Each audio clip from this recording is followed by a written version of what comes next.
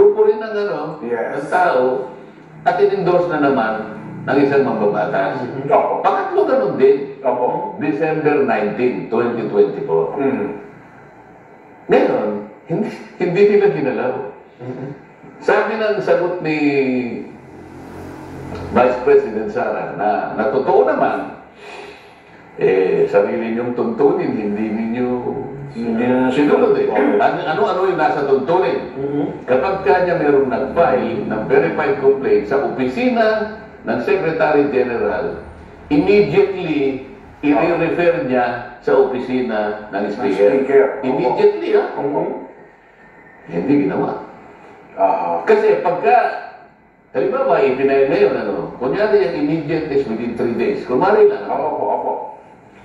After 3 days, hindi refer niya na kagad si Speaker. Immediate pa rin yun. O kaya 2 days, kunwari, ha? After 2 days. Kasi marami rin namang ginagawa, sigurado,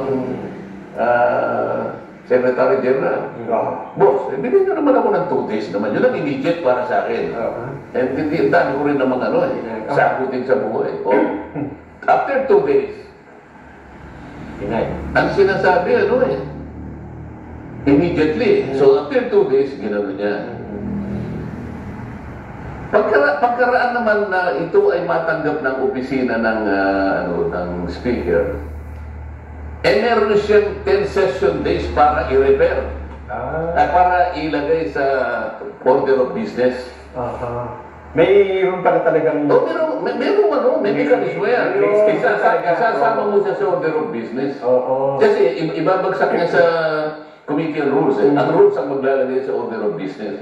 O kaya nga mayroong first reading, may ganyan. May second reading, blah, blah, blah.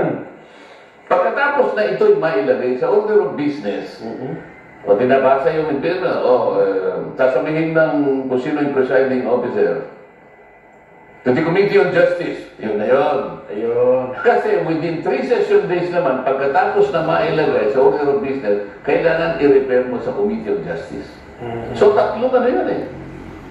Tatlong proseso. Hindi ngayon ginawa ng House of Representatives. Ang tanong, bakit hindi mo ginawa? Ayun na nga. Kasi parang nilabong nila yung yung tatlo. Pagtapos ng dito pang-apat, doon nila... Wala tayong problema doon kahit labumin mo. Kaya lang, ang pinag-uusapan, immediate mong i-repair. Ang pinag-uusapan na natin dito, pabayaan mo na yung December 4 and December 19. Ang una is December 2. Within 10 session days. Bakit nga naman? Kailangan bilangin mo alin yung ika-10th day na dapat yun ay ni-repair. Inilagay sa order of business.